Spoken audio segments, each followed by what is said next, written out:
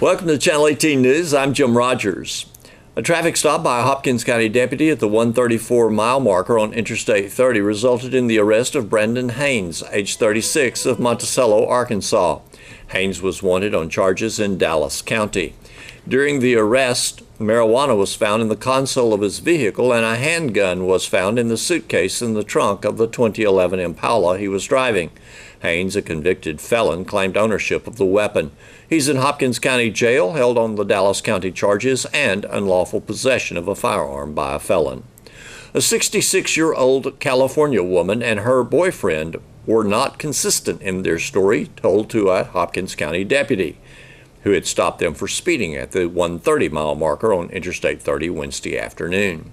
Their brownies, found in a tub in the trunk of the vehicle, may have been part of the cause of their nervousness and inconsistencies detected by the deputy. The pair was traveling from California to Ohio, according to their story. They denied consent to search the vehicle, but a canine deployed in an open-air sniff alerted on the vehicle. In the trunk was a large clear tub. In the tub, brownies, believed to contain THC. After being read her Miranda rights, Robin Lynn Hotmer, age 66, of Placentia, California, said the brownies contained marijuana. Marijuana was also found in the vehicle. Hotmer is in Hopkins County Jail, charged with possession of a controlled substance penalty group 2, more than 400 grams. Mike Jumper will serve as the 2018-2019 Hopkins County United Way campaign chair. Jumper and new board members were introduced at Wednesday's United Way meeting in Sulphur Springs. The campaign begins with a workers' luncheon at the Dairy Museum, September 19th, and the lead donor luncheon at Sulphur Springs Country Club, September 26th. New board members for the United Way campaign include Jumper, Chuck Askins, Deborah Evans. The Budget and Allocation Committee members for the 2018-2019 campaign include Adam Tier, Jumper, Charlotte Henderson, Rusty Harden, Leslie Brown, and Lindsey Johnson. Make-A-Wish Foundation presented a trip to Disneyland and a day at the beach to Ch.18 and his mother, Cassandra Yarbrough. 8-year-old Ch.18 was greeted by family, friends, and representatives of Make-A-Wish Wednesday afternoon at Pizza Hut in Sulphur Springs.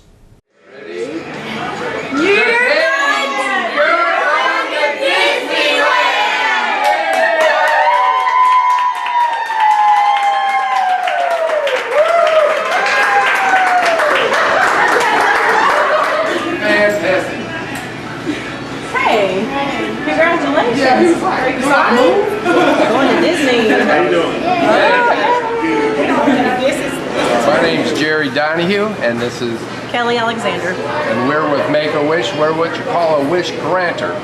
And we get to interview the families and turn in the information, and our wish manager will get the information and itinerary all set up, and we get to come back and surprise the wish child with the results. And in this case, this child is going to Disneyland. He leaves Monday. He leaves Monday for Disneyland, and also his second request was to have a day at the beach because he's never seen the ocean. So off he goes. So he'll be in the right state for that. And that's why he chose California or Disneyland. So he's on his way. Okay, how did all this come about? Now anybody can make a request, but usually it's the doctor or the what they call referral from the doctor from the hospital, or the what they call the person who the caseworker. They can refer a child. The requirements are one of 3. They have to be between the ages of 2.5 and 18, as long as their request is submitted before their 18th birthday. They have to have a life-threatening, not necessarily terminal case, but life-threatening incident or illness, and they have not been granted a wish by any other organization before. So if they fall within those 3 requirements, their case will be certainly looked at and considered. So how many of these cases have you done in Sulphur Springs? Oh, Now in East Texas, I've done, including Sulphur Springs, Harris, and all the way to Tyler. I've done about 30. And Kelly has done... This is my 6th. I'm new. I've been doing it about a year. What's your most asked for request? Probably to go to Disney World. And Disney World is really supportive with Make-A-Wish. They have their own complex of 1, 2, and 3 bedroom apartments or condominiums that is just for the Make-A-Wish organization. Matter of fact, you have to be a Make-A-Wish recipient to even get into it's called Give the Kids the World. And what's this kid's name again? This kid's name is Ch.18, and he's, I believe, 8 years old. 8 years old. Okay, so Sulphur Springs, you have a new Make-A-Wish child, and his name is Ch.18, and he loves the Sulphur Springs school system. Obviously by all of his support. Yeah. From his teachers. That's so cool! You get to Monday. That's not very long, is it? You better start packing. Oh, them are already packed. Knowing her, she is. So what do you think about your Michael Jackson cookies? Cassandra Yarbrough, And your child's name? Ch.18 Yarbrough. And what is going on here? Well, he's just got introduced that he's going to go to Disneyland in California. And he goes Monday and he's staying all the way to June 16th. So he's excited. How did this come about? Well, he started out when he got osteosarcoma. It's a rare bone cancer that happened in his femur. And he ended up doing chemo and he had his leg amputated January 5th. Right after his birthday. He turned 8 on January the 4th. Oh my. So the day after his birthday he had the surgery and he's always talked about Disneyland. And he's like, well, I would like to go to Disneyland and I like to see Mickey Mouse. So his doctors were like, maybe we could talk to somebody about seeing if we can get you out there. And he was like, well, okay. And then Jerry called one day and was like, hey, we'd like to meet with y'all and talk to y'all about Ch.18 going to California.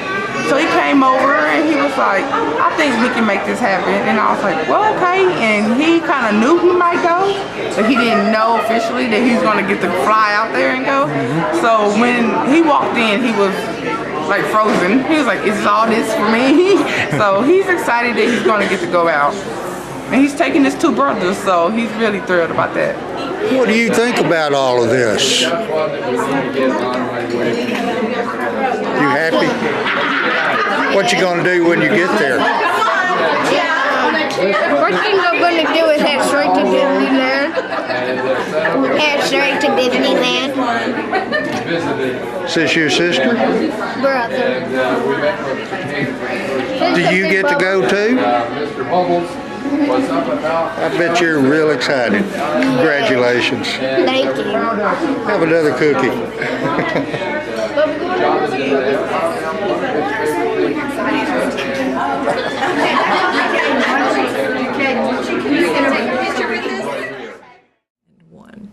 One of the biggest highlights of Dairy Festival is the hot air ballooning feature. We've had this feature for about 15 years now, and we have a waiting list every year for pilots who want to come to Dairy Festival.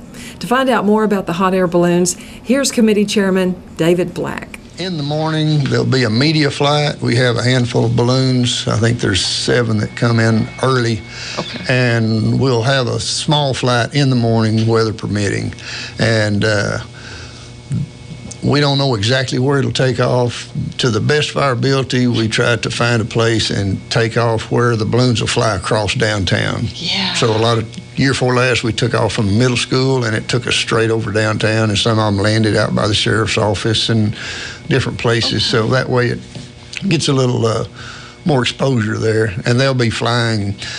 You'd be seeing them come over probably 6 o'clock, give or take, 6:15. So if you're outside or going to work early in the morning, be looking for balloons in the air. Mm-hmm. Be looking up all through the weekend, is that right? And then the next day, that night, the ribbon cuttings downtown, and it's just kind of kicking it off on the square.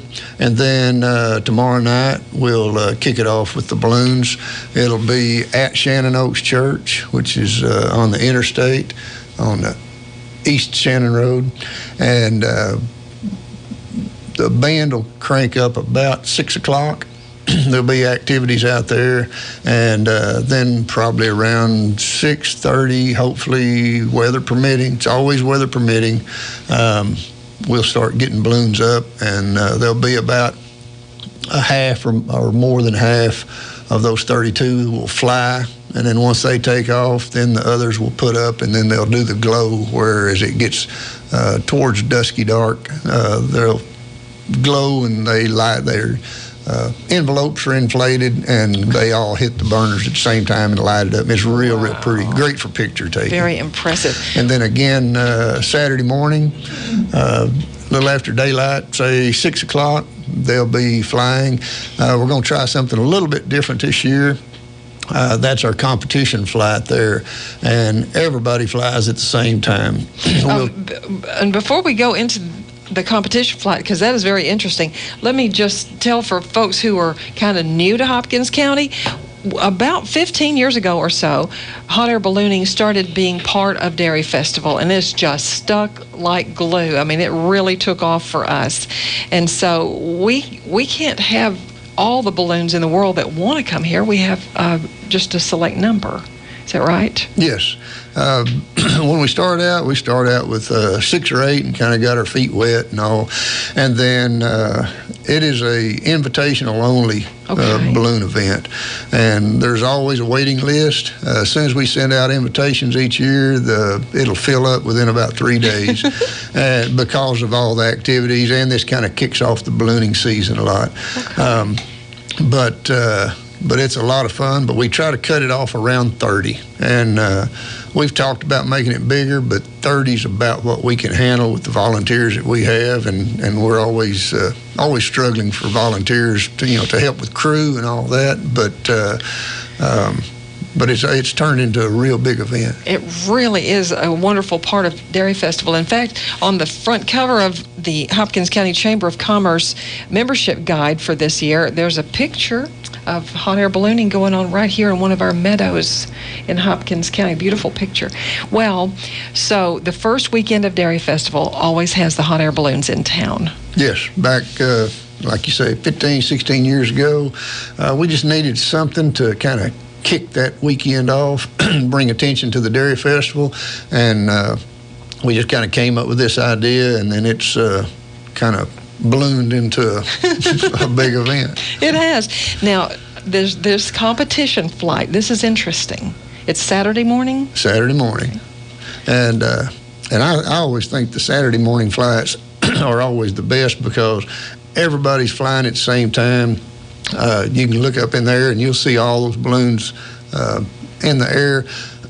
Excuse me. What they'll try to do is take off from another location, come into the Shannon Oaks Church, the field behind it, and there'll be a target out there.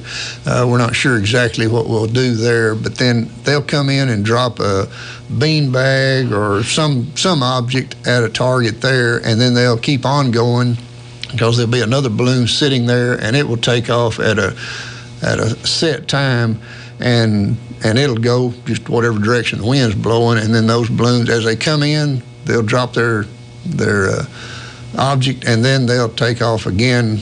They'll never set down. They'll take off and keep going and chase that other balloon, and the balloon will go a mile or so away from where they take off from the church, and they'll sit down and put another target out, and there'll be another competition there. So if you're at the church, you'll see them come in and leave. So it'll be a good opportunity to see a lot of ballooning. About how long would this race last? Race or contest? It'll usually, once they take off, it'd be over with by, everybody'd be back on the ground probably by 8 o'clock. So like a couple hours. So a couple hours. Okay. But you'll just, they'll come into that area and leave. So, right there, I would be there. If you're going to watch it, I'd be there 6 o'clock or so. and be ready to watch them come in from whatever direction the wind's blowing from. Well, any of the flights, of course, are weather, if weather allows. But what about the glow? Does it always happen? It nearly always happens. The wind will have to be real high to keep that from happening. Last year, it was windy. That was the first year that we've never flown. We've always flown, seems like. But again, we're going to err on the side of safety, and we don't want them up in there wishing they were on the ground because it was too windy or something like that. But last year, a whole bunch of them glowed, but then the big shape balloon, they tried to put it up, and it's so much bigger than the others that they put it up and took it right down because they just couldn't control it. This year usually we have one shaped balloon. This year we have two shaped balloons, and that's just something of interest for the crowd. This year they're not going to even attempt to fly, but each afternoon both of those will be glowing, and they're real neat. One is a ladybug, and the other one is a Spider-Man pig. What? Okay. And the interesting thing too is the Sheriff's Department brings out trustees, and they get involved also, and they help with crewing the shape balloons. So it makes it fun for them and getting them involved also. Wow. Well, these balloonists, we call them balloonists or balloon pilots, they bring people with them, is that right? Some of them bring them with them, and then we also furnish crew. Okay. This year we need about 60 crew members, and we're short right now. I've had several that were committed, and a lot of them, they've hurt their back, they've got surgery lined up, one of them broke an ankle, so we've lost a bunch of potential crew that always crew. So if you're interested, show up, and there'll be a crew tent out there. You need to show up about 5:30, 5:45 at the church and tell them that you're interested in crewing, and if we haven't filled all those spots, we'll put you to work, which is help put the balloon up, and then once they take off, you hop in the chase vehicle and you just follow the balloon until it sets down, and then you help gather it up and bring it back home.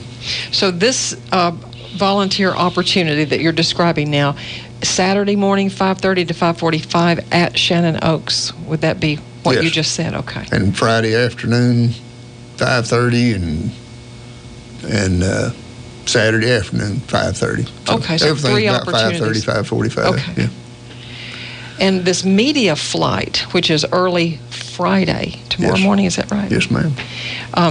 Do you still meet at the church for that? We meet at Holiday Inn for that because we're not sure. That's where all the pilots stay, and we don't know where we're going to go. Okay. So that's where we'll take off from. Is there one command person or command post who makes these decisions about the weather or weather permitting, or does everyone do their own tracking? Well, everybody, with the technology, everybody's tracking it, but we have, there's a balloon master who is over the balloons. And he's the one that sets everything up. He's the one that makes all the decisions. We also have a weatherman that is giving up-to-date weather. Our weatherman is the one that is over the DFW airport weather. And he comes in and gives weather reports minute by minute. A lot of times, if you've been there before, we'll have a pilot briefing, give them all the statistics and what we're doing and all that, and then go to the field if it's kind of questionable windy, and you'll see them all standing out there having a meeting in the field, and they'll make their final decision. A lot of times sometimes the wind's just barely blowing on the ground, and it'll be blowing 30 miles an hour at 1,000 feet, so it's hard to control it up there, So perfect wind is from 0 to about 6 or 7 miles an hour. So a lot of times you'll see them at the field have a meeting. They'll put up a little balloon and it'll take off, and you can watch it as it gets up a little ways, and you can kind of judge the direction and the speed of the wind, and they'll make a decision.